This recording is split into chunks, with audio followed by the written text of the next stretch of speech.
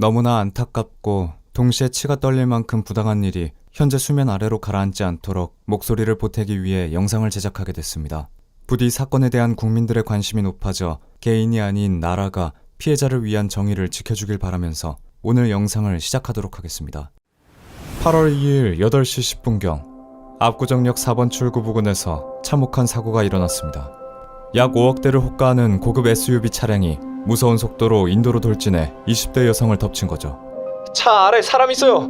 사고를 목격한 행인들은 당장 차량 아래 깔려 정신을 잃고 피 흘리는 피해자를 구출해야 한다고 소리를 질렀지만 차는 타이어 아래 피해자를 매단 채 건물 외벽을 들이박아 피해를 키웠습니다.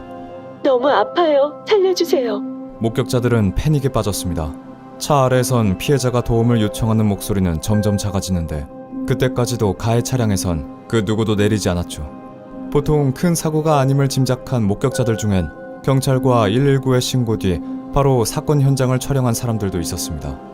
이 끔찍한 사고 현장에서 태어났던 인물은 딱 하나, 바로 이 사고를 일으킨 운전자, 이 사건의 가해자였죠. 피해자를 만신창이로 만든 후 몇 분 만에 차에선 양팔에 문신을 한 20대 남성이 내렸고, 목격자의 증언에 따르면 가해자는 차에서 내릴 때부터 마치 술에 취한 것처럼 비틀거렸는데 그런 끔찍한 사고를 낸 뒤 놀란 것처럼 보이지도 않았다고 합니다. 그리고 그가 한 일은 차에 깔린 피해자를 살펴보고 구호 조치를 시도하는 게 아닌 휴대폰을 붙들고 전화통화를 하는 일이었습니다. 가해자는 경찰과 구급대원들이 현장에 도착할 때까지 계속해서 전화를 하고만 있었죠. 변호사 불러. 내 몸에 손대지 마. 쟤 안 죽었잖아. 심지어 가해자는 현장에 출동한 경찰을 위협했습니다. 그는 경찰이 오기 전 갑자기 자리를 피했다가 출동한 경찰에게 잡히자 난동을 피우고 위협하며 체포에 따르지 않았죠. 어쩌다 사고가 났냐는 물음에 가해자는 조수석에 있던 담배를 찝다가 그랬다는 말을 하며 자신의 책임을 회피했죠. 상황을 모두 지켜본 목격자들은 음주운전이라고 확신했습니다. 하지만 현장에서 즉시 음주 측정을 했으나 음성으로 떴고 이후 간이 마약 검사에서 케타민 성분이 검출됐습니다. 피해자는 즉시 병원으로 후송됐지만 8월 9일 현재까지 중환자실에서 의식을 되찾지 못하고 있습니다.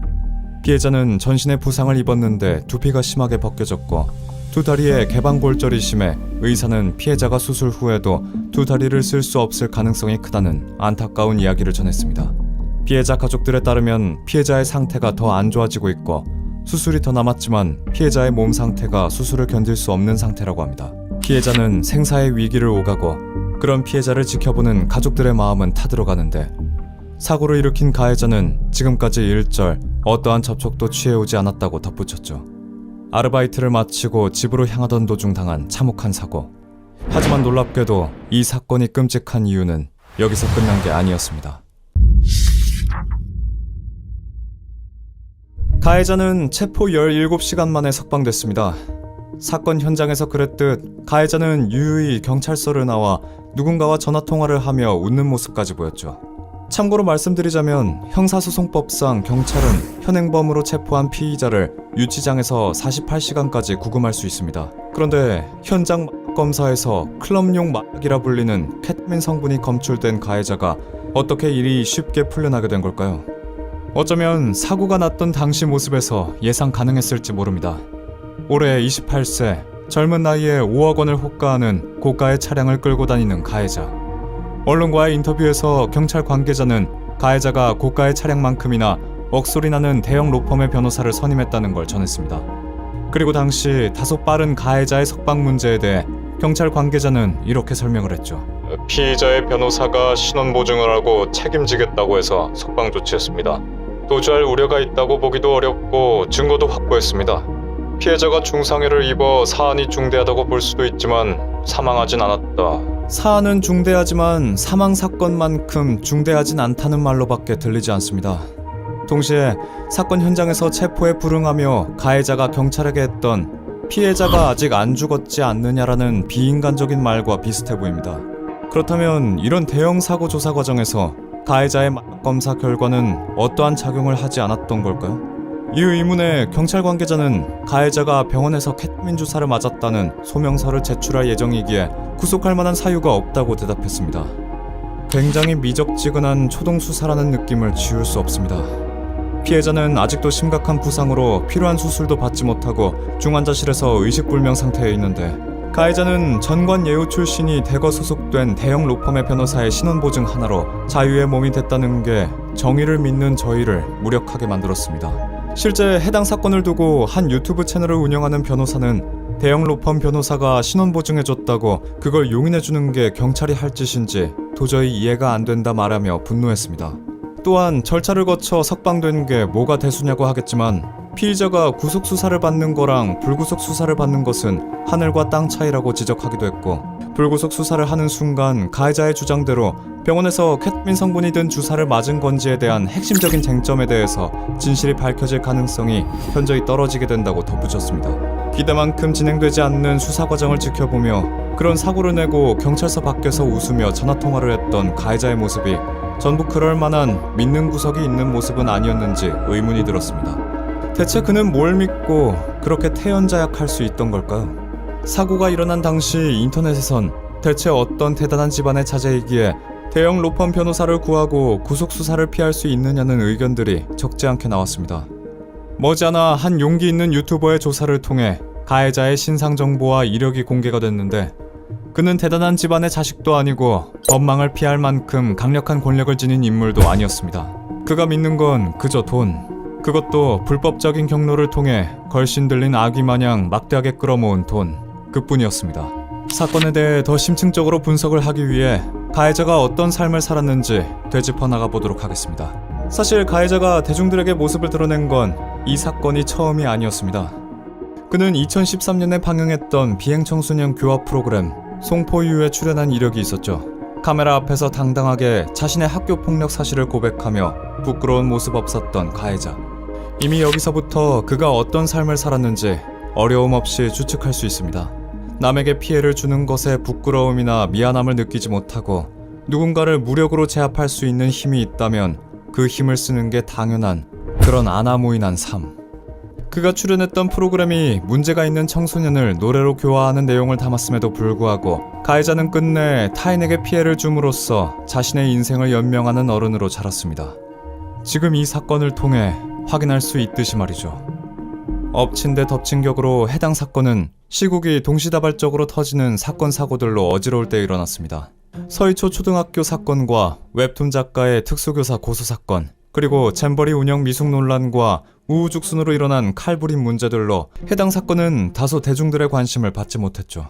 하지만 사고 당시부터 저울추가 가해자 측으로 기울어진 것 같은 수사에선 사건이 공론화돼 감시에 가까운 대중들의 관심을 받는 게 절대적으로 중요합니다. 이러한 이유로 수사의 촉매제 역할을 하기 위해 유튜버 카라큘라님은 유튜버 엄태웅님의 제보와 개인적인 조사를 통해 가해자의 신원 정보를 확인했고, 그 정보들을 통해 가해자가 어떻게 그렇게 법을 우습게 보고 남을 해치는 게 두려울 것 없을 정도의 부를 축적했는지 그 경로를 확인할 수 있었는데, 가해자에 대한 제보를 받은 유튜버 엄태웅님의 설명에 따르면 가해자는 불법적인 경로로 돈벌이를 하고 있었다고 합니다.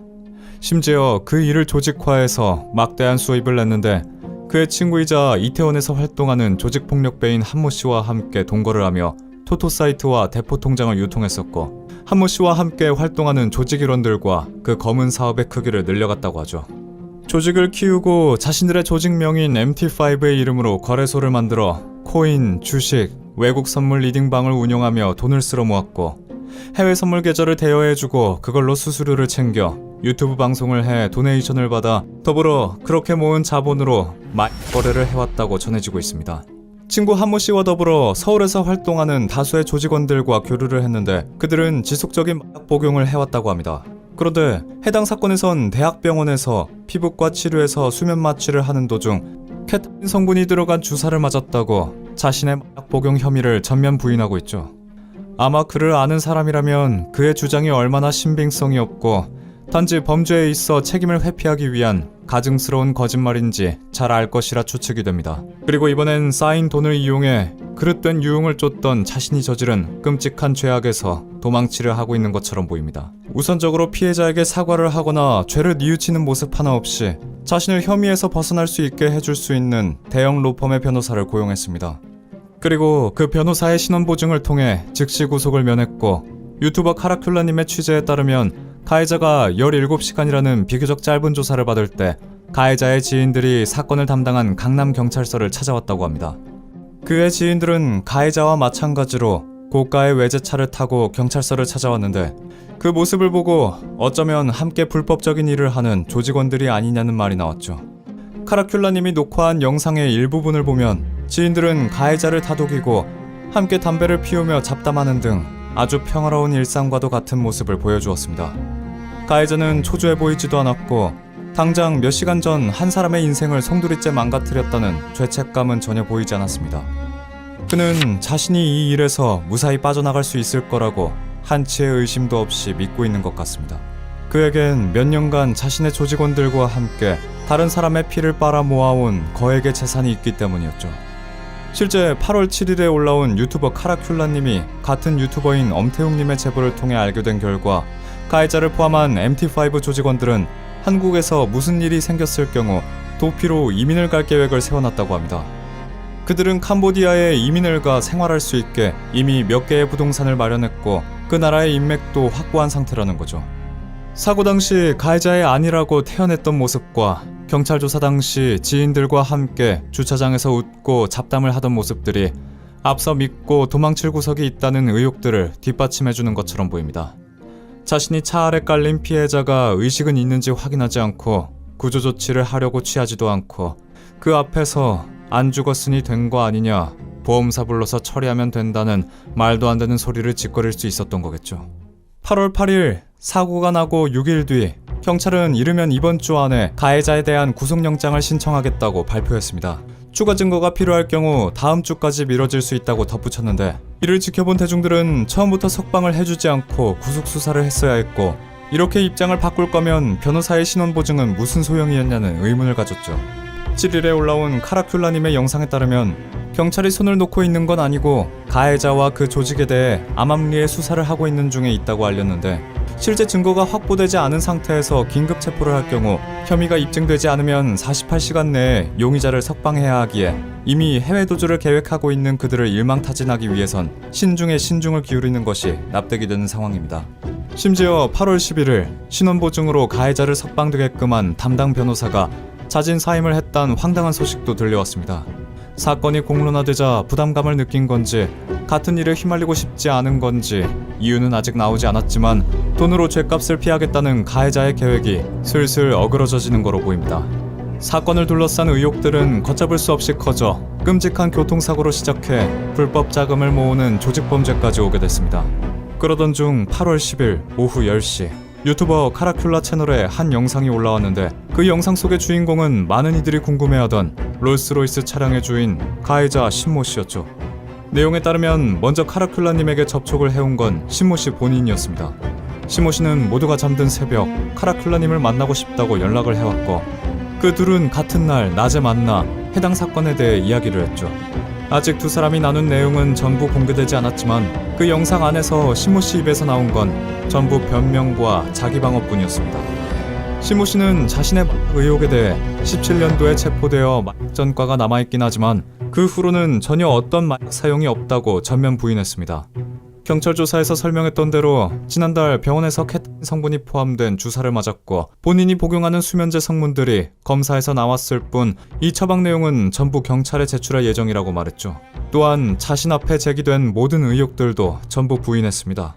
사건을 일으킨 롤스로이스 차량도 자신의 것이 아니고 자신은 현재 알려진 것처럼 돈이 많은 사람도 아니며 심지어 사건 당시의 기억이 아예 나지 않는다고까지 말했습니다. 롤스로이스 차량 같은 경우에는 아는 형의 차량이라고 말했는데 실상 카라큘라님의 추궁이 계속되니 아는 형님의 명의로 된 중고 차량을 할부의 형식으로 돈을 내면서 사용하고 있다고 실토했습니다. 결과적으로 명의만 다른 사람일 뿐 사용료를 지불하고 실질적으로 차를 사용하고 있는 건 신 씨라고 볼 수 있는 것이죠. 그리고 신모 씨는 유튜버 엄태웅 씨의 제보를 통해 알려지게 된 MT5 조직이나 코인, 주식, 라방 운영으로 막대한 자산을 축적한 사실도 전혀 사실과 다르다고 설명했습니다. 카라큘라님이 신모 씨의 지인들을 통해 신 씨가 주변에 재력을 과시하고 다녔고 제보를 받은 것 또한 신 씨 본인의 주장에 따르면 전부 거짓이었다고 말했죠. 그가 부인하는 모든 의혹들 중 사건 당일의 기억이 아예 나지 않는다는 말과 동시에 본인이 차량 아래 깔린 피해자에 대한 구호 조치를 취했다는 변명이 저희를 가장 어처구니 없게 만들었습니다.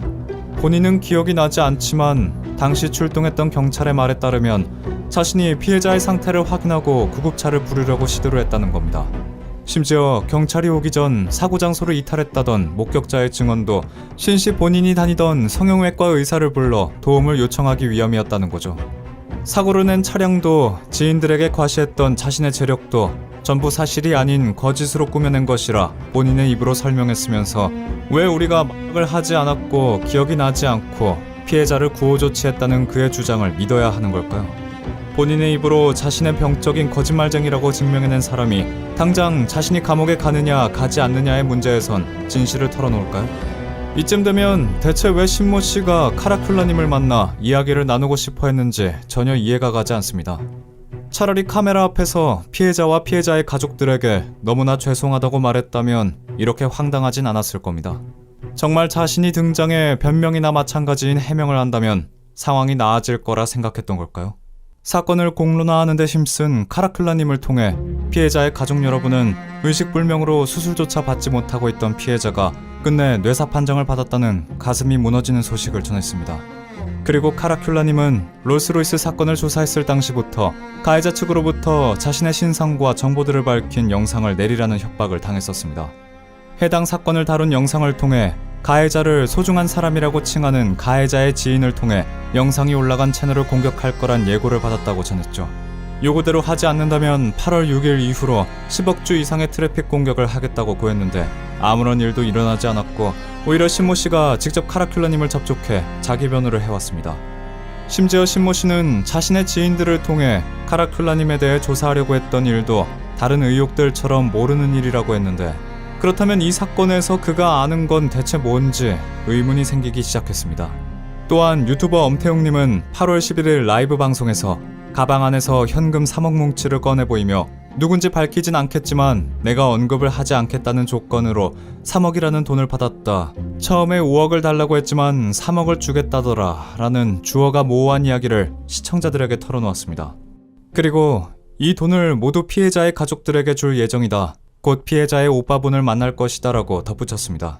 엄태웅님은 본인이 그 돈으로 호의호식을 할 수 있지만 피해자가 뇌사 판정에 빠졌다는 소식을 접하고 소신껏 행동하기로 결정했다고 자신의 결정을 확고하게 밝혔죠. 엄태웅 씨는 끝까지 가해자와는 관련 없는 돈이다라는 점을 강조했습니다. 사건을 어떻게든 수습하려는 신모 씨의 행동들은 오히려 그의 의도와 정반대로 가는 것 같습니다. 그가 등장한 카라큘라님의 영상에서도 남은 건 앞뒤가 맞지 않는 변명들과 전부 자신의 것이 아니고 자신은 모르는 일이고 기억이 나지 않는다 라는 말들 뿐인데 왜 그의 말은 앞뒤가 맞지 않고 본인이 직접 하는 설명에서 길을 잃는 것일까요?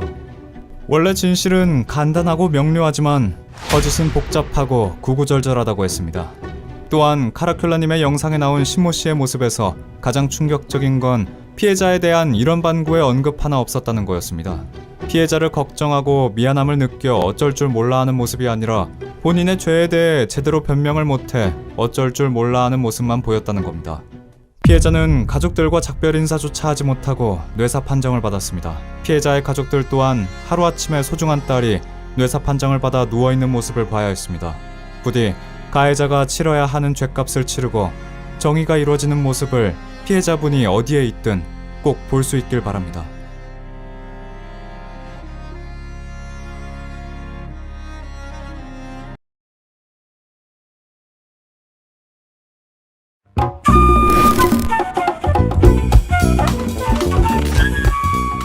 최근 초등학생들의 장래 희망 1순위로 꼽히고 있는 직업, 인터넷 방송인.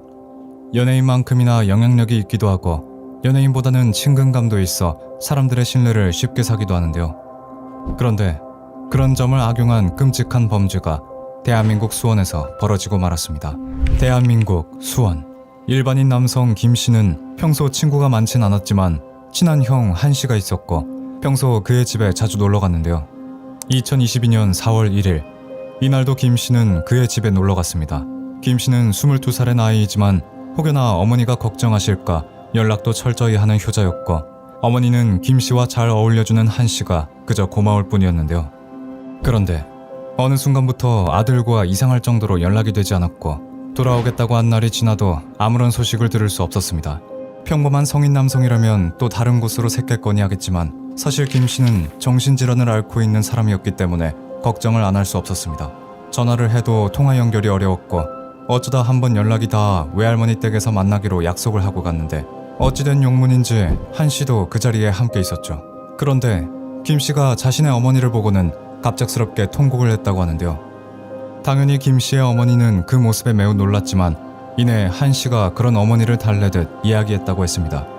한 씨의 태도에 김 씨의 어머니는 한 씨를 믿고 아들을 보내줬었는데 이후 또다시 연락이 두절되는 일이 반복됐고 심상치 않은 기운을 느낀 김 씨의 어머니는 그렇게 경기도 수원시 권선구 세류동의 한 아파트를 찾아갑니다. 한참을 문을 두드려도 굳게 닫혀 열릴 생각은 없어 보이는데요.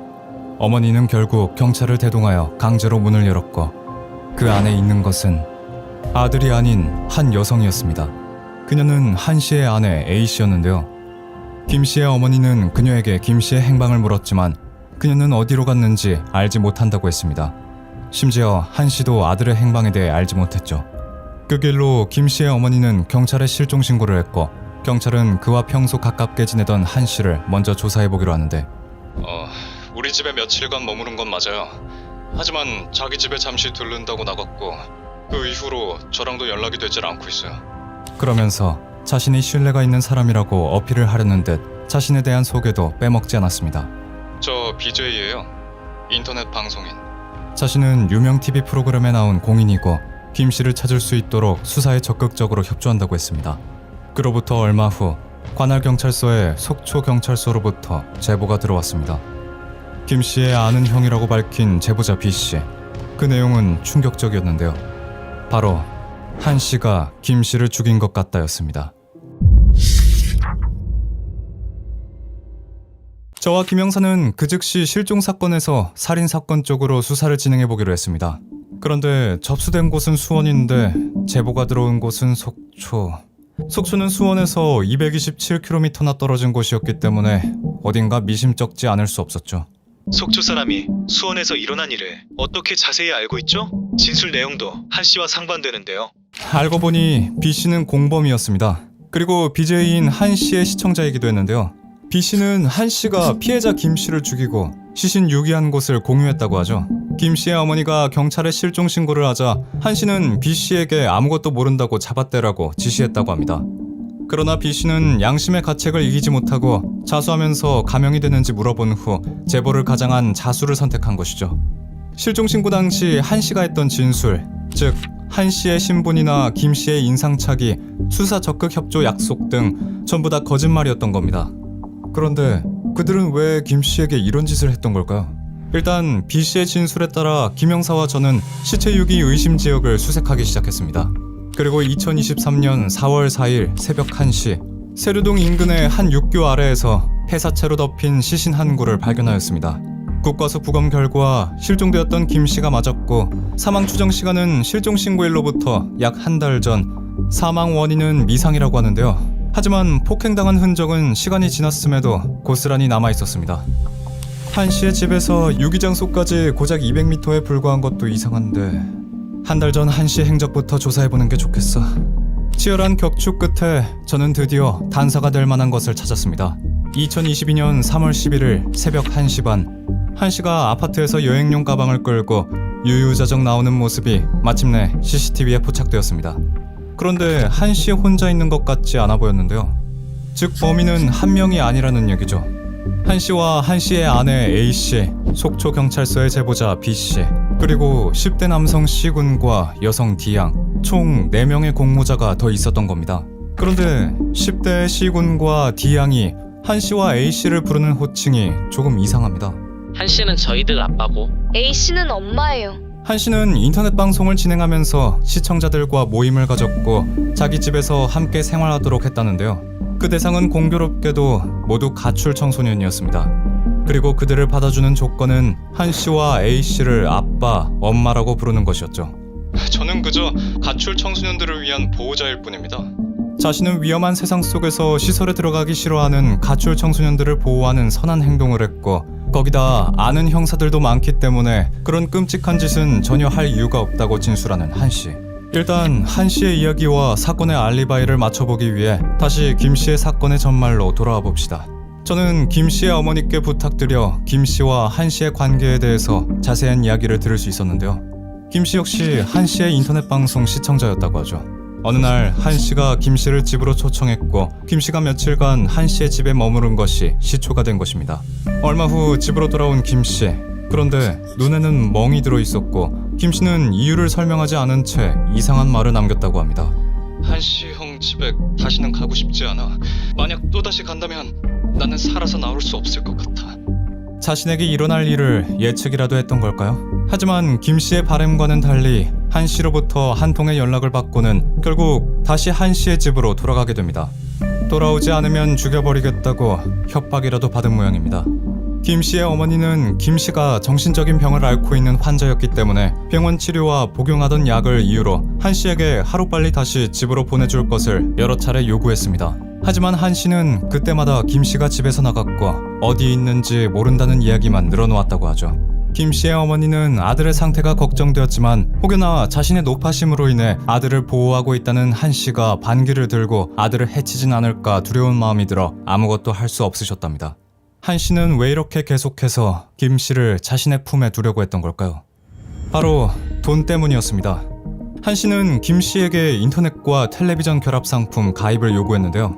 아내 A 씨가 신용불량자이므로 잠시 명의만 빌리고 돌려주겠다는 변명을 했지만 알고 보니 결합 상품 가입을 하면 주는 상품권에 목적이 있었던 겁니다. 여기서 그치지 않고 김 씨의 어머니가 김 씨의 상태가 걱정되어 한 씨에게 전화한 것을 빌미로 삼아 자신이 4,500만 원 상당의 회사 면접을 앞두고 있었는데 김 씨의 어머니 전화로 면접을 보지 못했으니 그 돈을 김 씨에게 내놓으라고 했습니다. 그렇지 않으면 김 씨의 어머니에게 직접 받아내겠다며 협박까지 하면서 말이죠. 그리고 김 씨가 할머니 댁을 방문했을 때도 김 씨는 할머니께 의미심장한 말을 남겼다고 했습니다. 할머니, 나 돈 얼른 모아서 한 씨 형이 집 사는데 돈을 보태어줘야 해요. 한 씨의 반응은 여기서 그치지 않았는데요. 주민센터로 김 씨를 데려가 신분증을 재발급받게 하고 택배 물류 분류센터에 강제적으로 취업시킵니다. 김 씨가 받는 월급은 물론 그가 가지고 있던 돈을 모조리 자신의 통장으로 입금하죠. 그것도 모자라 김 씨의 명의로 최신 핸드폰 세대를 개통시켰고 모조리 한 씨와 A 씨가 차지해버렸습니다. 여기서 더욱 충격적인 사실, 한 씨와 A 씨의 사이에는 이제 막 10개월이 된 딸이 한 명 있었습니다. 그 어린 딸 앞에서 김 씨를 폭행해 죽였고 하루가 넘는 시간 동안 집에 시신을 방치한 것이죠. 어떻게 사랑하는 딸 앞에서 입에 담기조차 끔찍한 행동을 할 수 있었을까요? 한 씨 부부와 함께 사건 현장에 있었던 10대 남성 C군과 여성 D양. 당시 C군의 여자친구도 C군이 김 씨를 폭행하는 것을 목격했다는데요. C군은 김 씨에게 주먹을 휘두른 건 맞지만 둔기를 이용해서 폭행하지는 않았다고 잡아댔죠. 그러면서 자신도 한 씨에게 폭행당했고 김 씨를 폭행하려는 지시를 받았다고 진술했습니다. 아직 끝이 아닙니다. 김 씨의 시신을 유기하고 난 직후에도 심지어 김 씨의 장례식이 진행되고 있을 때도 자신의 SNS에 요리 영상, 노래 커버 영상 업로드 등 활발한 SNS 활동을 이어간 A씨. 김 씨의 어머니가 경찰을 대동해 한 씨 부부의 집으로 김 씨의 유품을 가지러 갔을 때도 코로나가 아기에게 위험하다는 이유로 여러 차례 방문을 거절했습니다.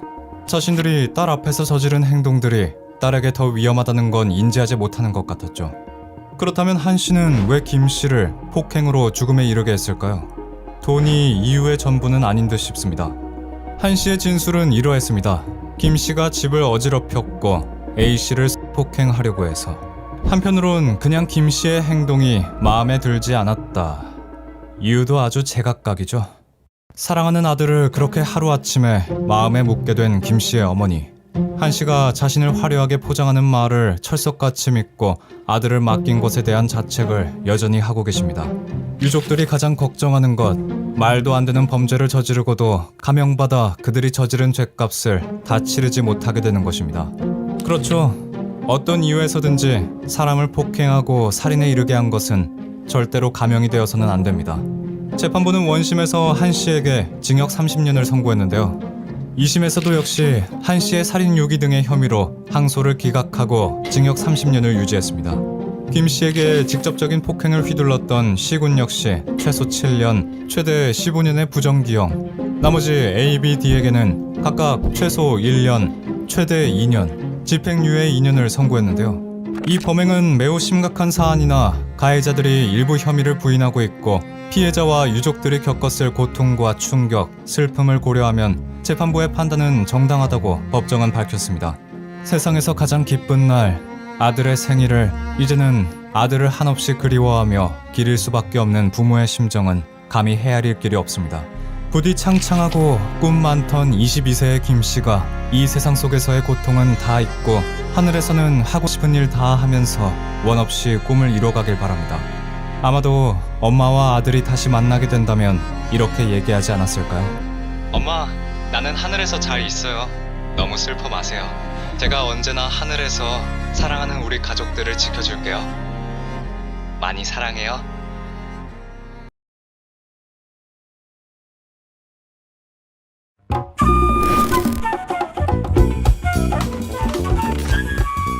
수업이 시작하는 종소리와 아이들의 잡담소리, 사각거리는 연필소리가 나는 교실.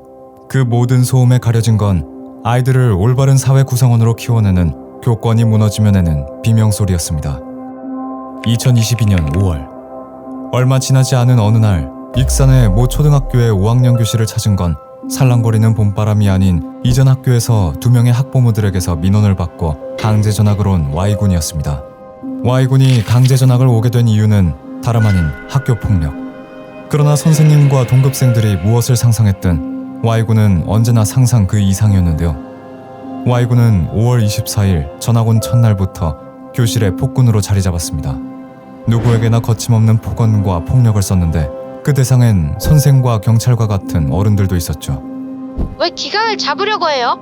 이건 놀랍게도 Y군이 교실 안에서 자신에게 교과서를 전해주는 담임 선생님에게 한 말입니다. 다른 학생들이 모두 지켜보는 와중에 말이죠. 더욱 경악할 만한 것은 Y군의 신고식이 여기서 끝이 아니었다는 겁니다. 쉬는 시간 자신과 살짝 부딪혔다는 이유만으로 같은 반 학생에게 날아차기를 한 것이죠. 이를 목격한 담임 선생님은 당연히 Y군을 말렸지만 이때 Y군의 밑도 끝도 없는 분노는 학생에게서 선생님으로 불이 옮겨 붙듯 이동했습니다. 선생이라 때리지도 못할 거면서 기강 잡고 질이야. 한참 담임 선생님을 향해서 고함을 지르던 Y군은 여기서 그 분노는 잠재우지 못하고 한술 더 떠서 경찰 신고까지 했는데요.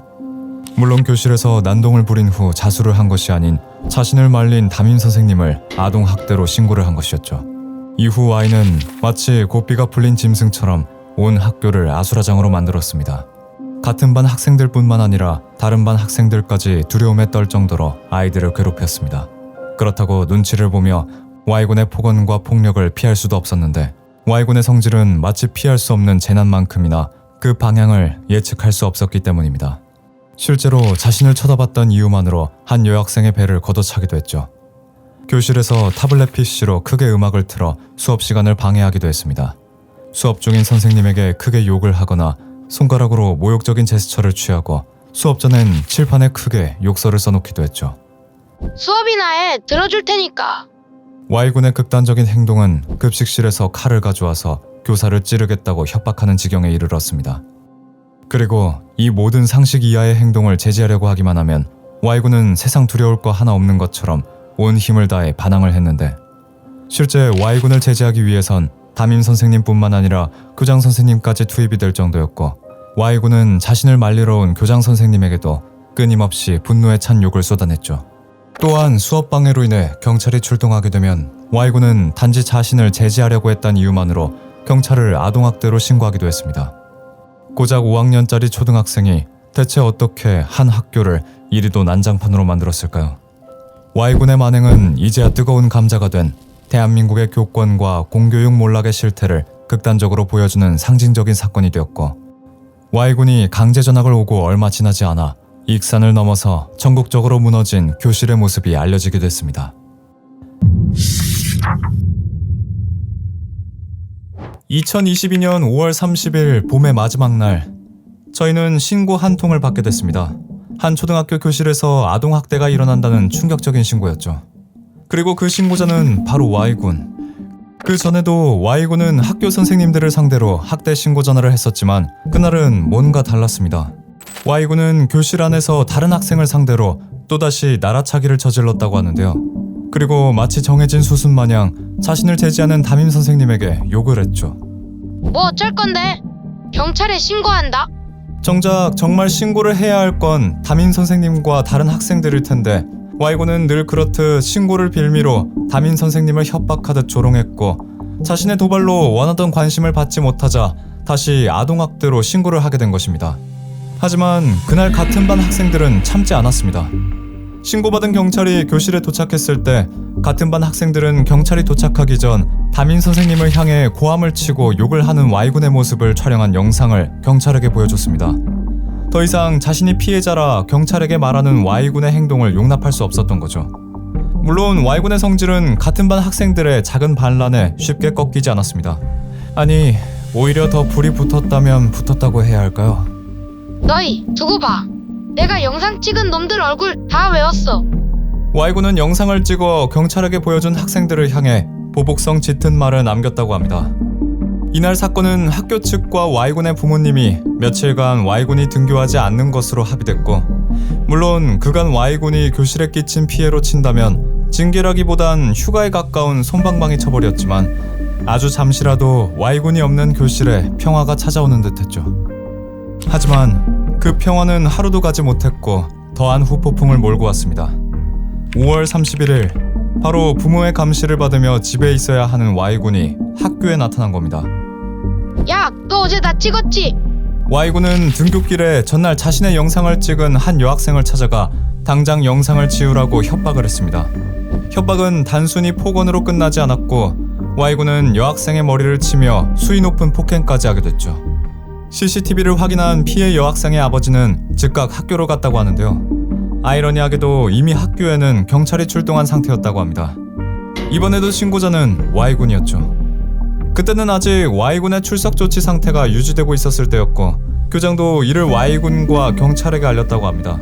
그걸 안 경찰은 Y군을 학교 밖으로 인솔하려고 했지만 말 그대로 Y군은 들어먹질 않았죠. 오히려 소위 촉법소년 나이인 자신을 경찰이 건드릴 수 없다는 걸 알고 경찰을 조롱하고 행태를 보였다고 합니다. 한 명 더 불러서 3대1로 뜨던가. 여기에 그치지 않고 경찰이 자신을 폭행한다는 허위 영상을 촬영하기도 했습니다. 경찰 2명도 어쩌지 못하는 초등학교 5학년. 이쯤 되면 심각한 의문이 하나 드는데요. 정말 Y군은 세상에 무서운 게 하나도 없던 걸까요? 그 무엇도 그의 아나무인한 행동과 폭주기관차 같은 성질을 제지할 수 있던 건 없었던 걸까요? 저희는 그 답을 Y군의 끔찍한 전적이 드러나고 나서야 알 수 있었습니다. 바로 그 당시 사라졌던 학급에서 키운 햄스터를 Y군이 죽였던 사건으로부터 말이죠. Y군에게 출석 조치가 내려지기 전 Y군은 학급에서 키우던 햄스터를 같은 반 학생의 미술용 물통에 몰래 넣어 죽였습니다. 그리고 그 물통의 주인은 이전 Y군에게 날라차기를 당해 병원까지 갔던 피해 학생이었죠. 이 충격적인 사실을 안 피해 학생의 부모님은 Y군의 부모님을 소환했는데요. 담임 선생님의 Y군의 어머니에게 연락을 했죠. 제가 지금 일이 있으니까 애아빠를 보낼게요. 그런데 이때 처음으로 Y군의 시건방졌던 표정이 사색이 됐다고 합니다. 우리 아빠 오면 나 죽어요. 학교의 폭군 Y군에게 가장 두려운 존재는 바로 아버지였죠. 대체 Y군과 Y군의 아버지 사이에 어떤 일이 있었던 걸까요? Y군의 어머니는 한 매체와의 인터뷰에서 한사코 평소에 가정폭력은 없었다고 말했지만 Y군이 강제전학 오기 전 있었던 학교 측의 입장은 달랐습니다. 이전 학교에 Y군의 아버지가 소환됐을 때 아버지는 선생님들의 앞에서 Y군에게 심하게 손찌검을 했다고 전해졌는데 심지어 Y군은 선생님들이 부모님을 부르려고만 하면 경찰에 신고해 끝내 아버지를 상대로 경찰에 신변보호 요청을 했다고 합니다. 하지만 참담한 사실은 따로 있었습니다. 강제전학 이후 Y군의 아버지는 학교 측에서 오는 연락을 모두 무시했다는 겁니다. 바로 자신의 아들이 끼친 피해에 대한 논의와 교육과 훈육을 위한 모든 일에서 손을 떼버린 것이죠. Y군에 대한 모든 매체의 인터뷰와 해명에선 언제나 Y군의 어머니 홀로 나섰고 실로 외로운 싸움이 아닐까 하는 생각이 드는데 Y군의 어머니는 한 매체에서 오히려 자식의 일에서 손을 뗀 Y군의 아버지를 두둔했습니다.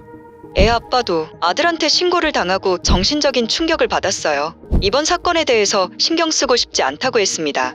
또한 Y군이 지금껏 일으킨 사건들에 대해서 아들을 피해자라고 여기는 인터뷰까지 했죠.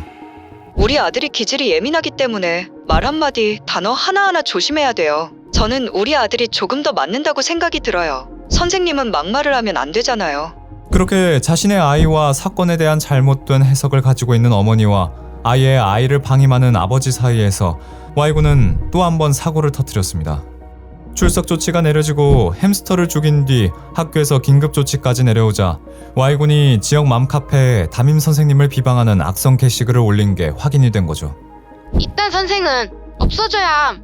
누가 봐도 허위사실에 저열한 혐오성 문장을 기재한 게시글에 맘카페에 가입했던 학부모들은 공분했고 학교는 이에 무반응으로 대응하려고 안내했다고 합니다.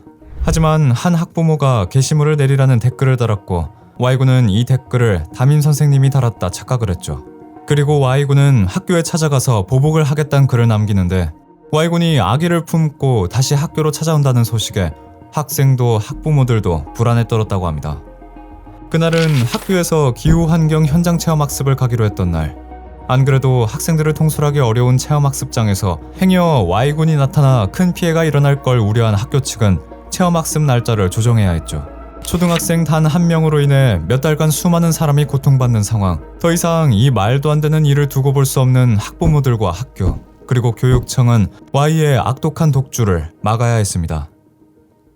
하지만 아직 미성년자, 심지어 만 14세 이전의 촉법 소년인 Y군에게 범적 조치를 하기엔 참담하지만 현실적인 제약이 존재했는데 강력하게 제재할 수 없다고 손을 놓고 있을 순 없었고 익산교육지원청 홈페이지엔 Y군에 대한 조치를 요구하는 대거의 민원이 속출했습니다.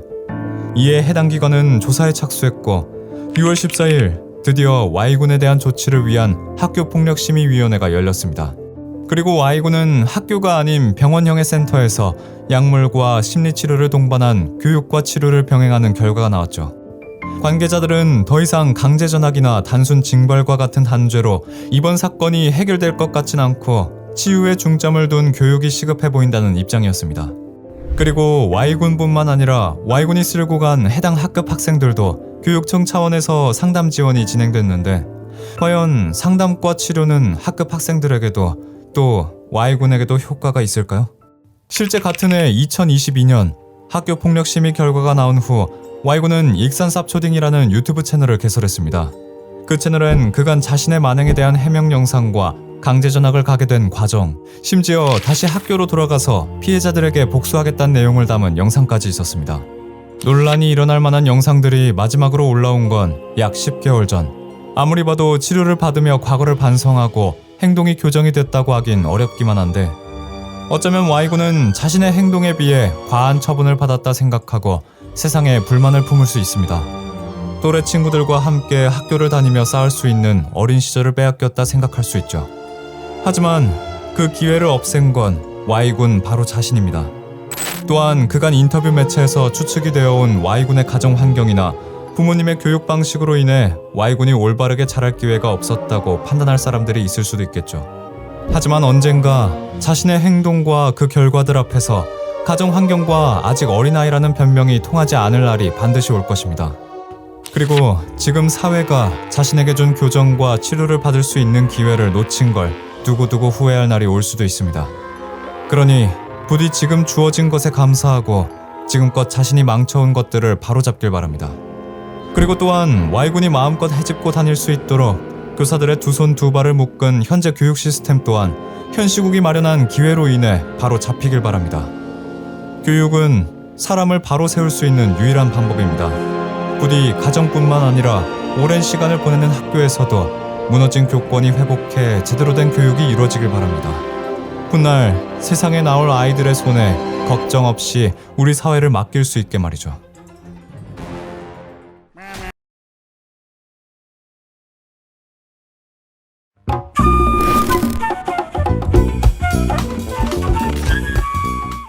그쪽한테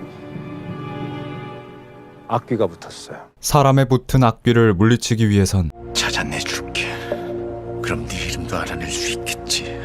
그 정체를 알아내야 한다던데. 그렇다면 7년 전 대한민국을 떠들썩하게 한 기괴한 참변으로 얼룩진 한 가족에게 씌었던 악귀의 이름은 대체 무엇이었을까요? 새벽부터 뭐 하는데 이렇게 시끄러워? 그건 거실에서 들려오는 시끄러운 소리에 잠에서 깨어난 아버지의 목소리. 그리고 그의 눈앞엔 믿을 수 없는 광경이 펼쳐지고 있었죠.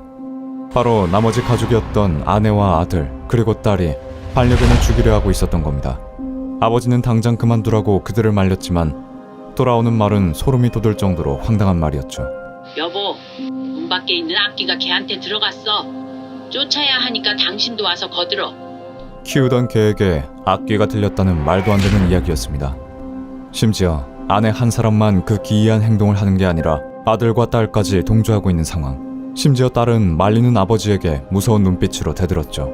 처음 보는 딸의 모습에 두려움을 느낀 아버지는 출근 시간이 다가왔기에 별다른 조치 없이 집을 나섰고 반려견에게 악귀가 들었다 주장한 남은 가족들의 기이한 행동을 거기서 멈추지 않았습니다. 아버지가 나가고 20분 뒤 아내와 아들 그리고 딸은 고작 5kg 남짓한 반려견을 야구방망이로 잔인하게 매질해 끝내 본인들 손으로 죽이고 말았죠. 그리고 그 잔인한 행위는 여기서 끝나지 않고 악귀를 완전하게 없앤다는 명목으로 반려견의 머리와 몸통을 분리해내 머리는 양동이에 넣어 삶으려고까지 했습니다. 웬만한 스너프 필름도 이렇게까지 잔인하지 않을 것 같은데. 불과 10분 뒤 더욱 참혹한 일이 벌어지고 맙니다. 반려견에 이어 딸까지 이 기이한 참변의 희생자가 되고 만 겁니다. 걔한테 들러붙었던 악귀가 이제 인연 속에 들어갔어.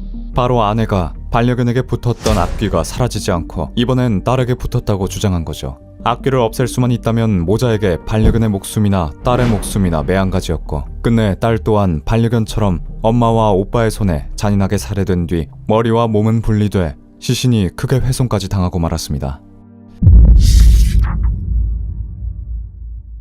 사건의 심각성에 비해 불행 중 다행으로 이 극악무도한 범죄의 범인인 모자는 쉽게 잡혔습니다. 딸의 시신을 훼손 후 아내 김모 씨는 옷을 갈아입고 도주했고 아들은 집에서 사건 현장을 수습하다 출근한 아버지에게 전화해 동생을 죽였다라고 고백했죠. 출근했던 아버지는 때마침 아침에 있던 일이 신경이 쓰여 계속해서 집으로 전화를 걸었지만 누구 하나 받지 않아 불안해하고 있었고 지인에게 집으로 가 무슨 일이 없는지 확인을 부탁했었다고 하는데요. 그런데 그때 아들에게 믿을 수 없는 연락을 받게 된 것이죠.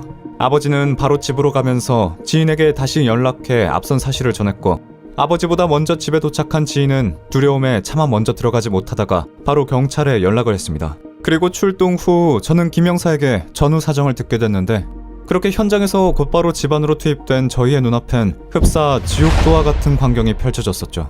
작은 방과 화장실, 거실 등 혈흔이 낭자하지 않은 곳이 없었습니다.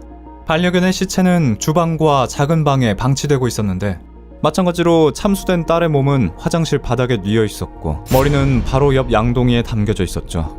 그 심상치 않은 모습에 저희는 바로 사건을 타살로 판단해 탐문 수사에 착수했습니다. 그런데 죄책감 때문인지 아니면 자포자기를 한 건지 아들은 별다른 저항도 없이 체포됐고 당일 오후 6시 30분 집 근처를 떠돌던 아내 김모 씨도 남편에게 자수하라는 연락을 받고 끝내 인근 경찰서로 와서 범행 사실을 시인했습니다.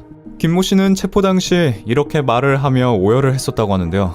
딸에게 악귀가 든 줄 알았는데 악귀가 든 건 나였다. 그런데 저는 초기 수사에서 사건을 아들의 단독 범행이라고 생각했었습니다. 아들이 먼저 아버지에게 전화를 해 살인을 고백한 이력 때문이었죠. 그렇게 남매 간의 싸움 중 벌어진 우발적 범행을 의심했지만 훼손된 시신과 사건 현장을 보면 볼수록 아무리 싸움을 했을지라도 가족 간의 이리도 잔혹하게 상대방을 살해할 리 없다고 판단했고 저는 사건의 이면에 또 다른 무언가가 있을 거라 의문을 품기 시작했습니다.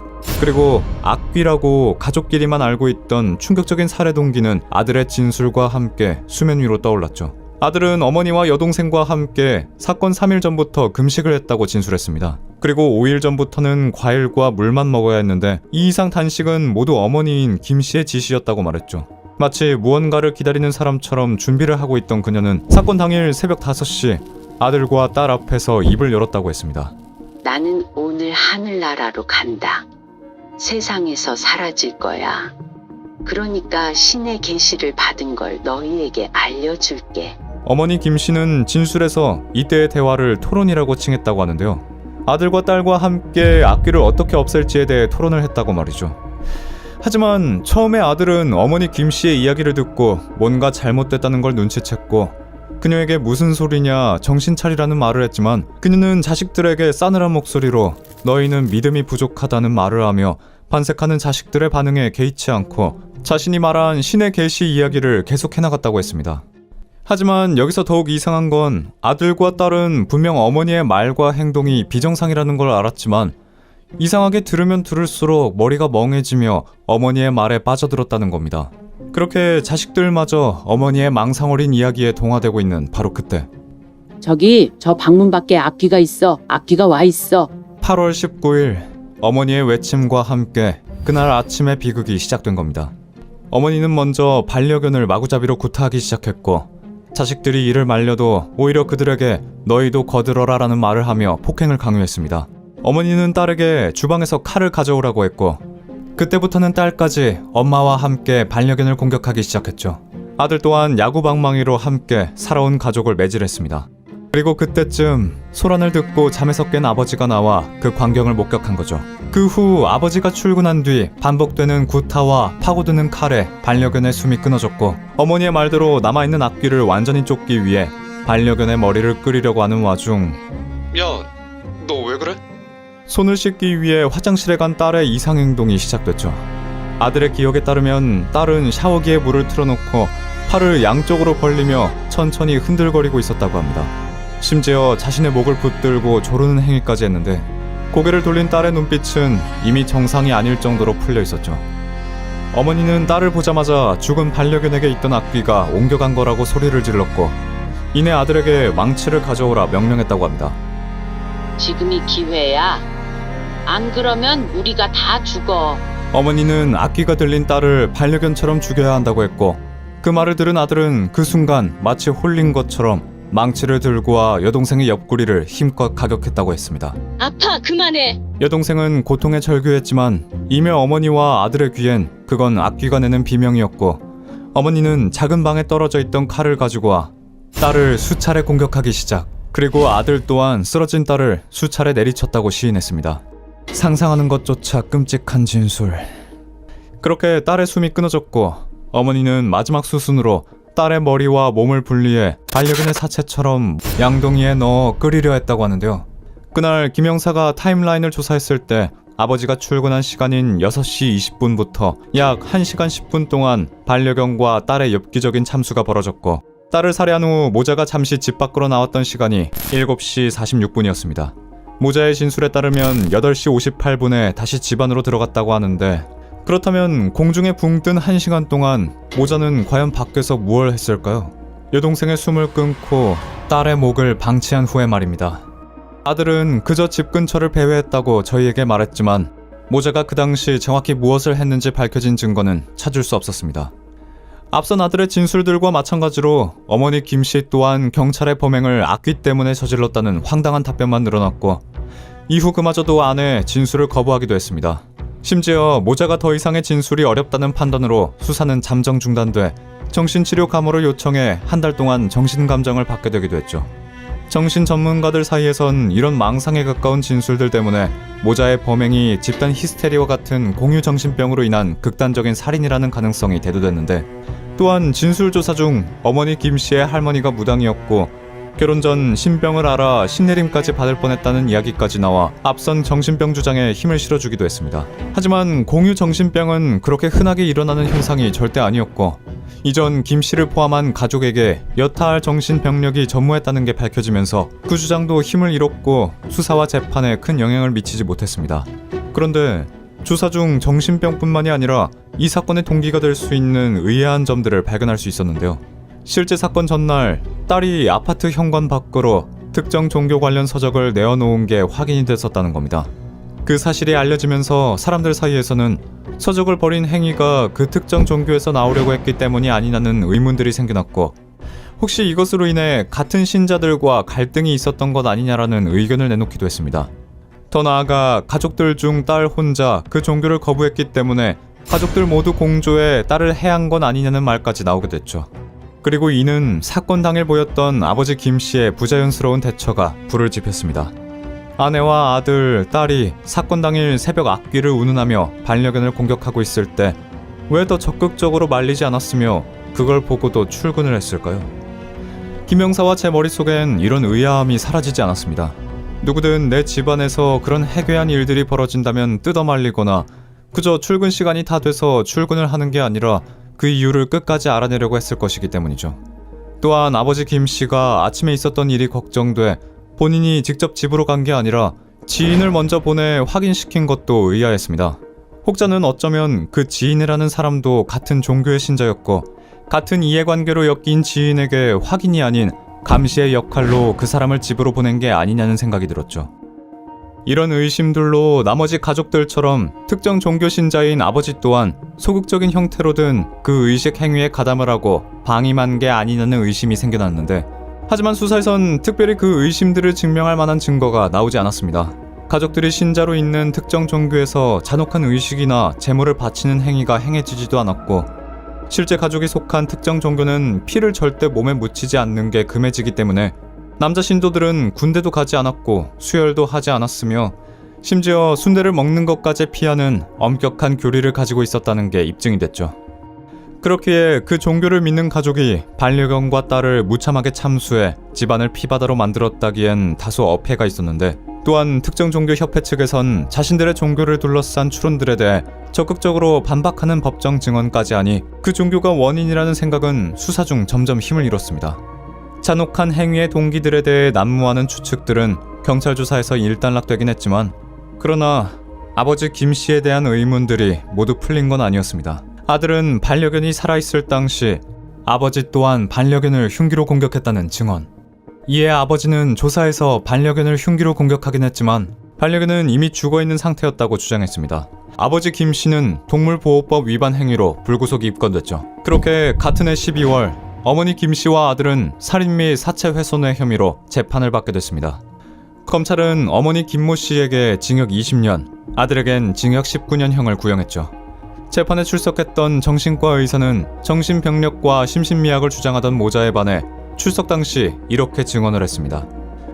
살인 전 어머니가 정신병에 걸렸다 판단해 외가에 전화로 미리 알린 점, 딸에게 악귀가 씌었다며 어머니 김모 씨가 칼과 망치를 가져오라고 했을 때 처음에는 거부한 점 등을 고려했을 때 아들 김 씨는 범행 직전과 직후의 행동의 의미를 인지한 상태에서 행동을 했다.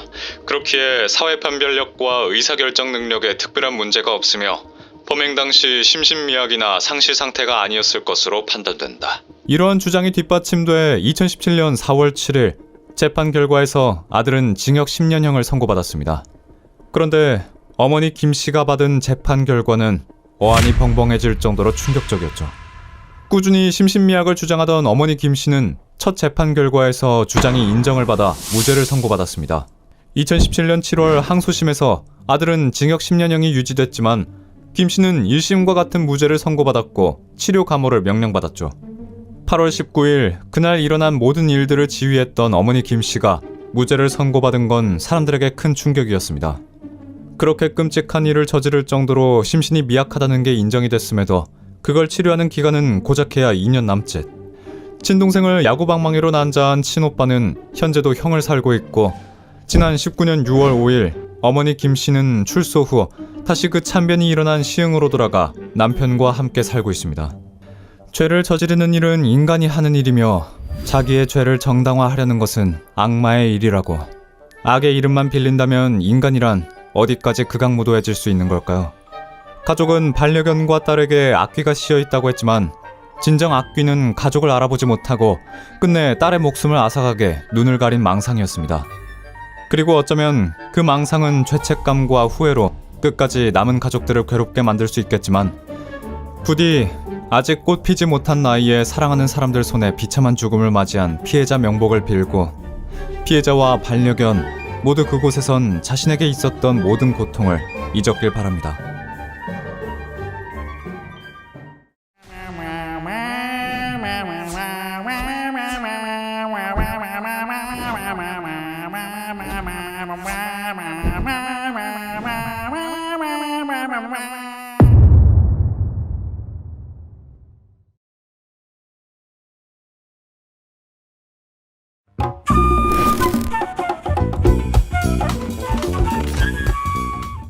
수많은 동물들 중 유독 인간만이 잔인하다. 인간은 고통을 줌으로써 쾌락을 느끼는 유일한 동물이다. 마크 트웨인. 아빠 살려줘요. 연락 못해요. 이제 막 20살이 된 딸에게서 온 심장이 철렁 가라앉는 문자. 부모님은 도움을 요청하는 딸의 문자를 받고 바로 딸이 살고 있는 오피스텔로 향했습니다.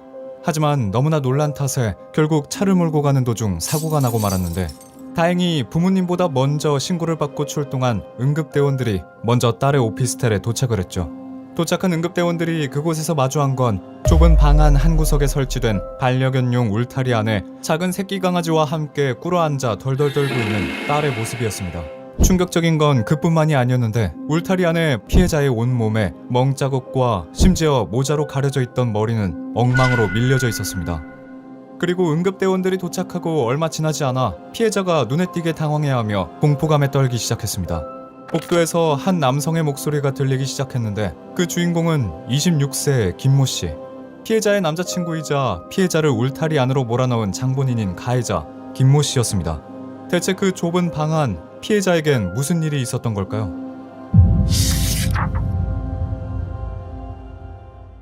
피해자와 가해자 김모 씨는 1년 반 동안 사귀어온 연인 사이였다고 합니다. 심지어 피해자의 부모님 또한 연애 기간 동안 2차례 가해자를 만난 적이 있다고 말했죠. 부모님이 보기에도 가해자에겐 아무런 문제가 없어 보였다고 합니다. 183cm의 큰 키에 깔끔한 외모. 아마 누가 보더라도 가해자는 호감형에 가까운 외모였을 겁니다. 가해자를 본 사람들은 그의 외모가 모델형 같다고 하니 말이죠. 심지어 남들이 보기엔 다정했고 여자친구에게 잘해주는 남자친구였다는데, 김모 씨의 준수한 외모 속 진짜 얼굴을 아는 건 피해자 한 명뿐이었습니다. 단 둘일 때 둘 사이에 다정한 남자친구는 없었습니다. 피해자의 증언에 따르면 가해자는 피해자에게 폭언과 폭행을 한치의 스스럼 없이 자행하는 인면수심의 학대범이었습니다. 그는 다른 남자를 보지 말라는 이유로 피해자를 통제하려 했죠. 피해자 부모님의 인터뷰에 의하면 사건이 있기 한 달 전부터 피해자는 부모님에게 남자친구 김모 씨와의 동거를 허락해달라고 했다고 합니다.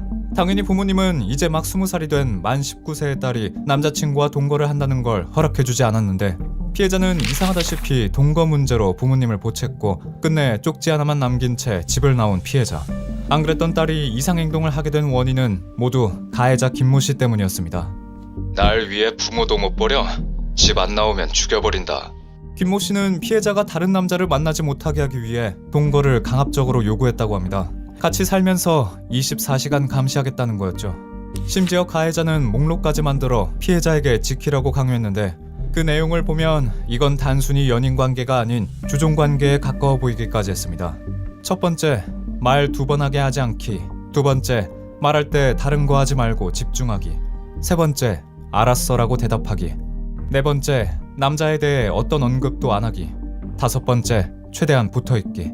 아무리 봐도 애정에서 어린 부탁이 아닌 지배자가 피지배자에게 복종을 요구하는 것만 같습니다.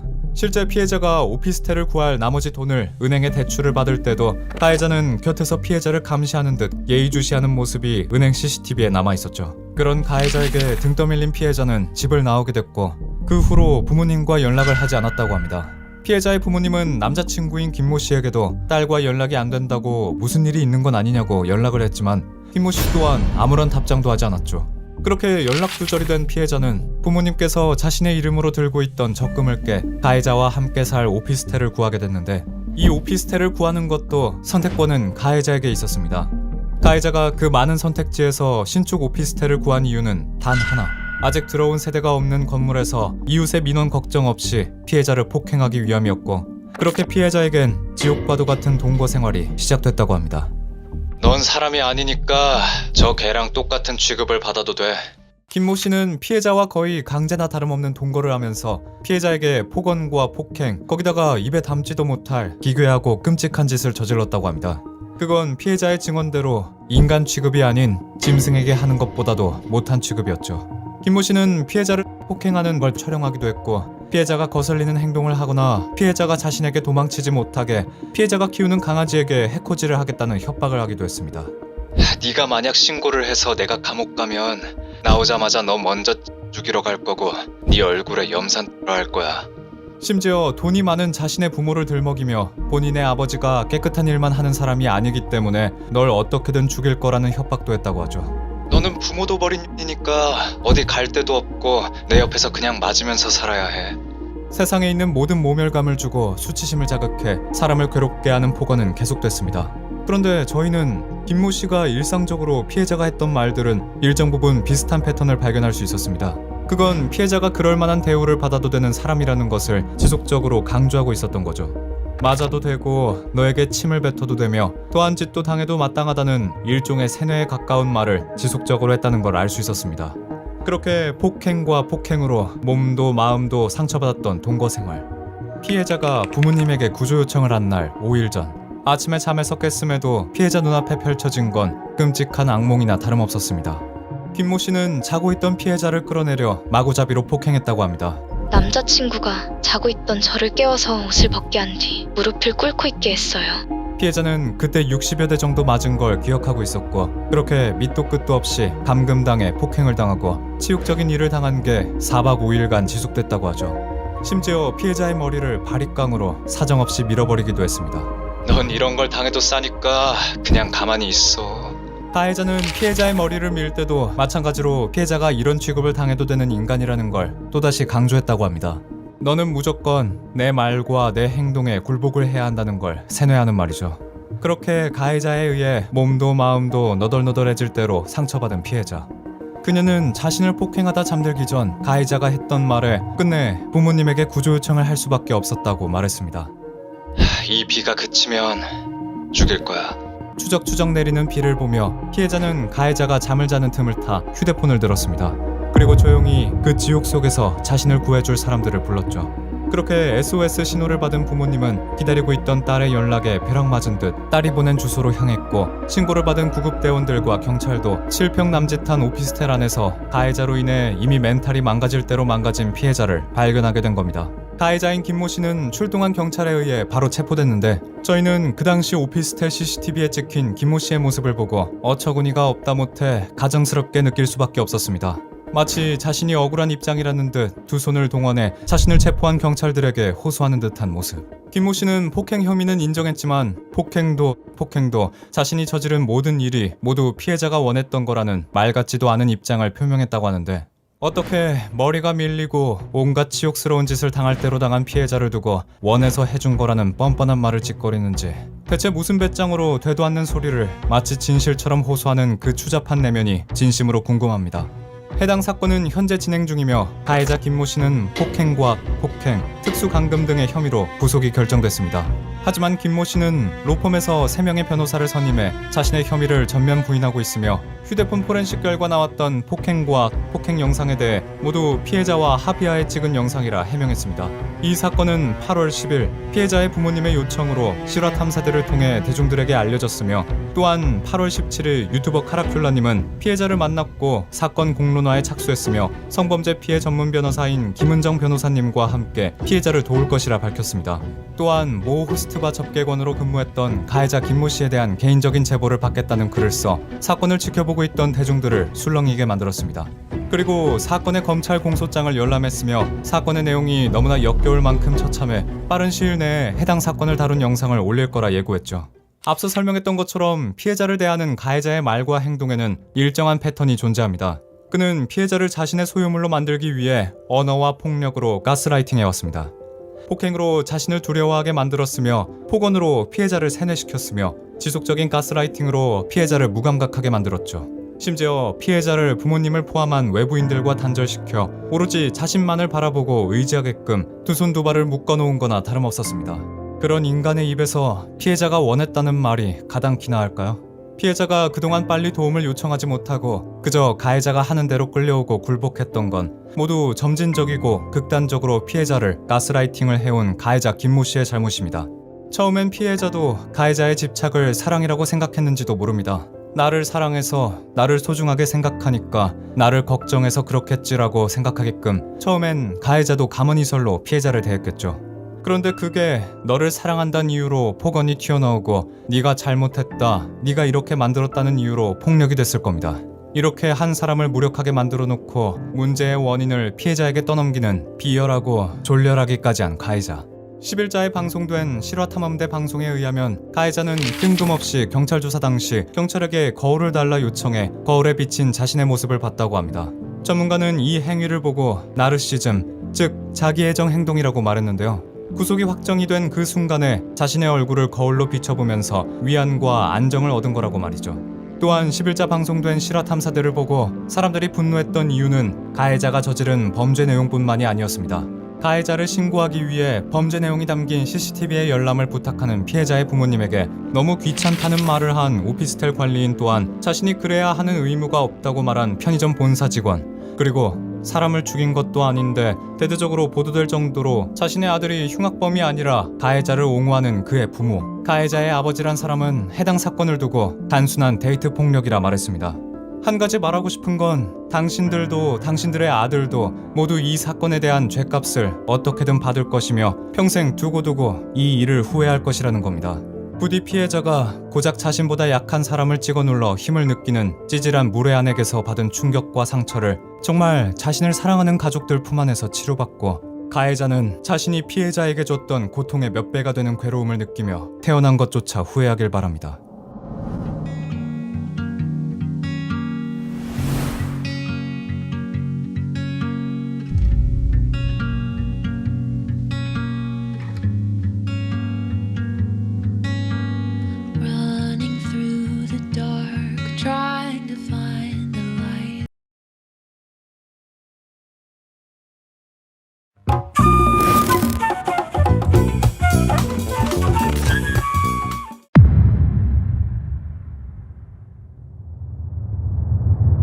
대한민국의 수도 서울. 음주 가무가 한창이던 한 노래방 안. 절로 인상이 찌푸려질 정도로 매캐한 담배 냄새와 술 냄새가 찌들어 있었는데요. 시끄러운 음악 소리로 가득해야 할 노래방을 채운 건 어느 여자의 비명 소리였습니다. 그리고 비명 소리를 따라간 그곳에는 누군가는 넋을 놓고 있었고, 누군가는 당황한 기색이 역력한 표정을 한 사람들이 모여 있었고, 그들의 눈앞에는 피바람이 분 흔적들이 선명하게 남아 있었습니다. 그 흔적들 중심에는 정신을 잃고 쓰러진 한 여성이 있었는데 그녀의 손목은 보이지 않았죠. 처참한 사건 현장에 베테랑 경찰마저 쉽게 발을 들일 수 없었고, 현실이라고 믿기 힘들 만큼 끔찍한 사건은 이후 천만 관객의 마음을 사로잡은 영화 범죄도시의 출발점이 됐는데, 과연 영화보다 더 영화 같고 잔인한 상상력보다 더 끔찍했던 그날, 무슨 일이 있었던 걸까요? 2004년 3월 서울의 어느 노래방에서 한 여성의 손목이 잘렸다는 신고가 접수됐습니다. 아무도 못 들어가고 서 있습니다. 마치 피바람이 불고 간 것 같은 노래방 내부. 담배 냄새와 술 냄새를 비집고 들어오는 비릿한 냄새에 누구 하나 쉽게 그곳에 발을 들일 수 없을 정도로 참혹했습니다. 그리고 손목이 잘렸다는 사람은 바로 그곳에서 종업원으로 일하던 여성이었죠. 저희는 여성 종업원의 손목이 왜 잘리게 된 건지 경위를 파악하기 시작했는데, 그 사건의 중심에는 수도권 차이나타운을 본인들 입맛대로 잠식해가던 범죄 조직인 왕건이파가 있었습니다. 조선족인 윤왕건을 필두로 이루어진 연변 조직들 중 중심 세력이었는데, 그들은 차이나타운에 있는 유흥업소를 상대로 협박과 폭력을 동원해 보호비를 명목으로 거의 월 수입에 가까운 돈을 갈취했습니다. 국내 체류 중인 조선족은 물론이고 일반 업소의 주인들에게까지 강압적인 무력을 일삼으며 돈을 뜯어냈는데, 그런데 대체 어쩌다 흉악한 범죄 조직이 평범한 종업원을 공격하게 된 걸까요?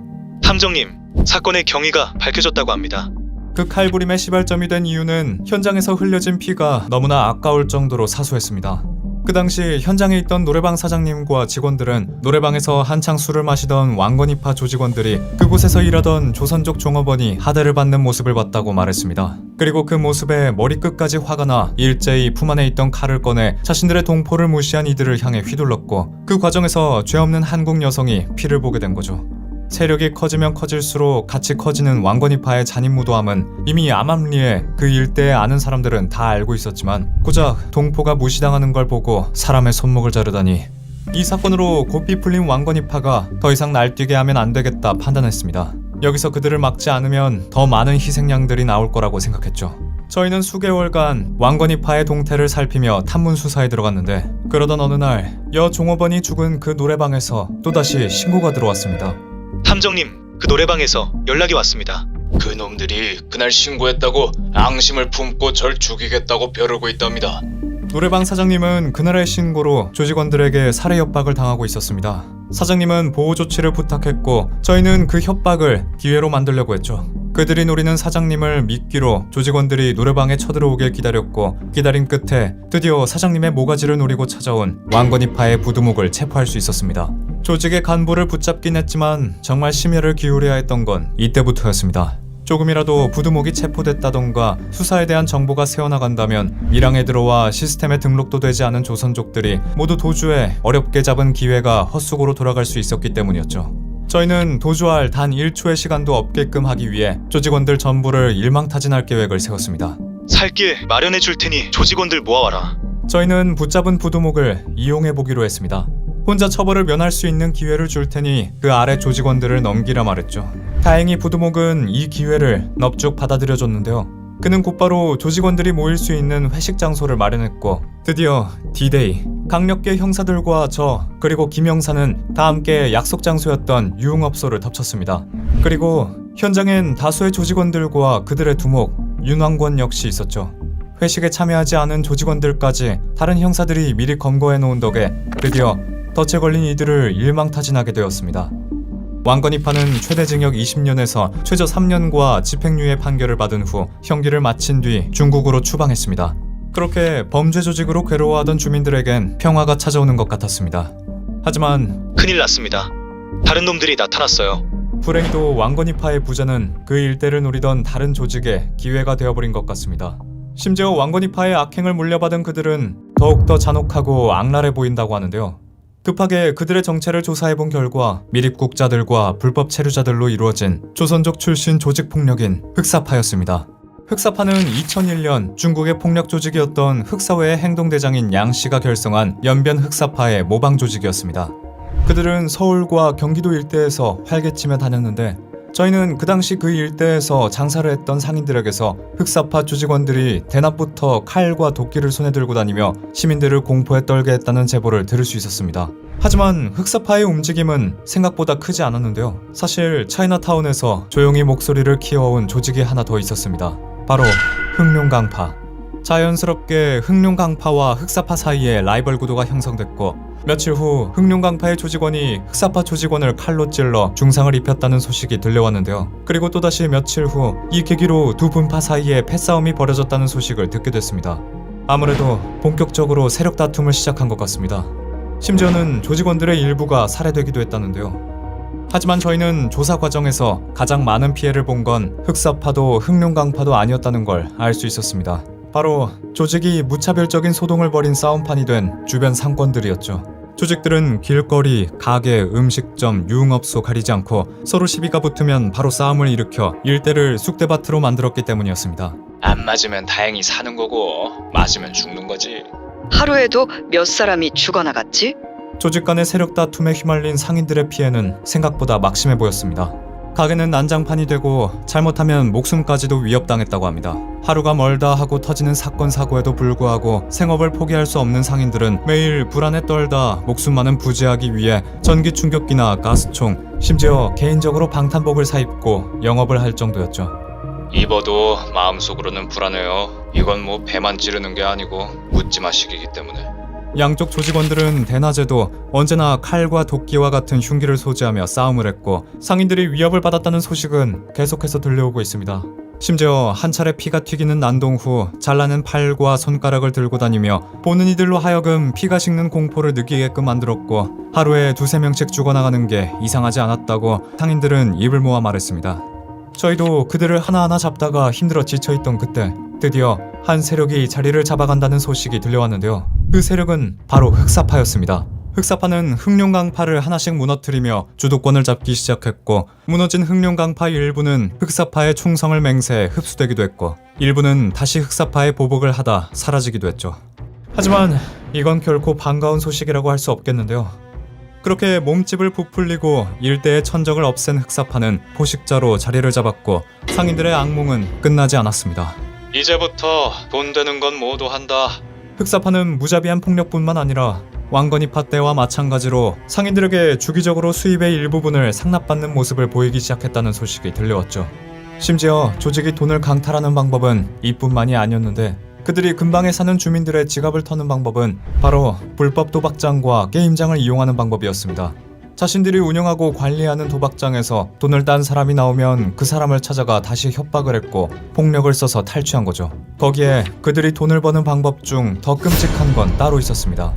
다리 하나에 250만 원, 양쪽에 500만 원, 청부 살해에 1000만 원 등 구체적인 금액까지 명시해주고 온갖 청부 폭력과 살인을 저질렀다는 이야기도 전해지고 있습니다. 신고를 해도 아무 소용이 없었어요. 그야말로 무법지대가 된 곳에서 상인들은 폭력 조직들의 폭력과 약탈에 강력하게 대응을 할 의지조차 꺾이고 말았습니다. 이후 약 1년간 폭력 조직에 의한 피해 금액은 약 250만 원가량. 이건 흑사파가 끼친 피해가 생각보다 적었다는 게 아닌 그만큼 보복이 두려워 신고를 하지 못한 상인들이 대다수였다는 반증이었습니다. 일반인들은 물론이고 그 지역 경찰에게도 각종 흉기를 꺼내들어 휘두르는 게 그들의 방식이었기 때문이었죠. 실제 60여 명 이상 되는 조직원들이 패싸움을 벌이거나 가게에서 난동을 피웠을 때 어떻게 손을 쓸 수 없게 비상식적일 만큼 난폭하게 싸웠기에 출동한 경찰들도 개입을 하기 힘든 상황이었다고 했죠. 그저 싸움에 휘말리지 않고 성실히 수입의 일정 부분을 상납하면서 쥐 죽은 듯이 지내는 게 상책이라고 생각하는 상인들이 점점 늘어갔는데요. 천적 하나 없이 날뛰는 흑사파는 수도권은 물론이고 다른 지역의 차이나타운까지 점령하는 모습을 보입니다. 그렇다면 이대로 주민들의 터전은 구원도 바랄 수 없는 무법지대로 남는 걸까요? 실제로 목격한 폭력은 영화보다 더 심했습니다. 천적을 잃고 몸집이 비대해질 정도로 비대해져 물불 가리지 않는 잔인함이 극에 달한 흑사파가 활개치고 다닐 수 있던 건 그대로 그들에게 독이 됐습니다. 흑사파로 인해 괴로워하던 상인들의 목소리가 점점 높아지고 조직이 활동하는 지역을 넓혀갔는데 세력을 확장하면서 서서히 서울 중심부로 근거지를 옮겨갔습니다. 끝내 흑사파의 조직원들은 서울 강남 유흥업소까지 대거 진출을 하게 됐고 조직을 기업형으로 키워 영향력까지 막강해지고 있었죠. 끝내 경찰은 그 사태를 보고 더는 지켜볼 수 없다고 판단해 일제 검거 작전을 계획했습니다. 3년 전 왕건이파 소탕 작전 이후 다시 시작된 일망타진 작전이었죠. 2007년 4월 서울경찰청 광역수사대는 그 당시 강력반장이었던 장영권 반장을 필두로 대대적인 검거작전을 돌입했습니다. 언젠가부터 중국에서 건너온 조직폭력배들 때문에 고통을 겪는다는 이야기가 들려오기도 했고 실제로도 강력사건이 급증하기 시작해 수사를 결심했습니다. 같은 지역에서 30년 가까이 살았던 장영권 반장에게 이번 소탕작전은 형사로서의 공적인 일임과 동시에 한 지역의 주민으로서의 사적인 일이기도 했습니다. 또한 장영권 반장만이 직접 행동하는 시민은 아니었는데 바로 조직의 활동 지역 인근에서 고통받던 주민들과 상인들이 흑사파에 대한 각종 정보를 제공하는 게 수사의 첫 시작이 됐던 거죠. 내사에 착수하자 주민들도 하나둘 협조하기 시작해 어떤 주민은 조직원의 사진을 찍어 제공하고 어떤 주민은 인상착의와 출몰 장소를 구체적으로 제보하기도 했습니다. 영화만큼이나 극적이었죠. 그렇게 주민들의 협조를 받아 흑사파의 행동 반경을 파악할 수 있었습니다. 하지만 중국 등 동남아시아는 신원 확인 정보 체계가 명확하지 않아 조선족으로 이루어진 조직원들의 지문 정보 역시 제대로 된 것이 없었고 한 명의 조직원이라도 잡혔다는 소문이 돈다면 나머지는 소리 없이 잠적할 가능성이 컸기에 하룻밤 만에 모두 잡아야 했습니다. 심혈을 기울인 장장 60개월간의 수사 끝에 드디어 30여 명의 조직원들을 검거하게 됐고 특히 체포에 강력하게 저항하던 우두머리들은 격렬한 격투 끝에 제압해야만 했죠. 그리고 그중 주요 조직원들 7명을 기소하는데 성공했습니다. 이 사건을 계기로 국내에서 활동하던 중국 출신 조직폭력배들은 사실상 종적을 감추게 됐고 지문인식 등 외국에 대한 입국 검사를 강화하는 계기가 되기도 했습니다. 소탕작전은 성공을 해 이후 사건이 영화로 나올 정도로 한국 강력사건계의 유명한 일화로 자리를 잡았지만 조선적으로 구성된 조직폭력배들이 종적을 감춘 건 그들이 정말 국내에서 사라졌기 때문만은 아니었습니다. 그들은 음지로 들어갔고 놀랍게도 흑사파들 중 일부분은 다시 재건이 되기도 했죠. 흑사파가 구성한 보이스피싱 일당이 2019년 8월에 검거가 되기도 했습니다. 2017년부터 근 1년 동안 피해자 140명에게 저금리로 대출을 권하다가 계좌가 범죄에 이용됐다는 거짓말로 돈을 이체받아 약 18억이 넘는 돈을 가로챘는데 일당 20명 중 11명을 붙잡아 9명을 사기 혐의로 구속시켰죠. 흑사파의 존재를 세상에 알리는 데 일조했던 장영권 경감은 2009년 있었던 인터뷰에서 한국이 외국 폭력 조직들의 범죄 온상이 되는 것을 우려했습니다. 범법 행위를 해도 추방당할 뿐이기 때문에 외국 조직들은 한국이 범죄를 저지르기 쉬운 나라라고 인식하고 있습니다. 장영권 경감은 이러한 이유 때문에 추방보다 법 적용을 엄격히 해야 외국인 출신 조직폭력배들이 한국법을 무서워할 것이고, 추방이 된다고 해도 중국, 베트남, 필리핀 등의 아시아 지역은 호적이나 주민등록 시스템이 제대로 갖춰져 있지 않아 돈만 있다면 한두 달 이내에 신분 위장을 하고 한국으로 들어올 수 있다고 밝히며, 추방 시스템 또한 체계적인 시스템 건축이 필요하다고 덧붙였습니다. 과거에 있던 사건이 영화로 인해 재조명받아 대중의 관심을 얻어온 건 여러모로 좋은 일이지만, 그저 단순한 오락거리로만 소비되는 것이 아닌 어렵게 재조명받은 만큼 과거 부족했던 시스템의 결함과 범죄에 있어 경각심을 가져야 할 부분 또한 관심을 받고, 또한 과거가 반복되지 않고 또 다른 피해가 있지 않게끔 조치를 취할 수 있는 기회의 발판이 되길 바랍니다.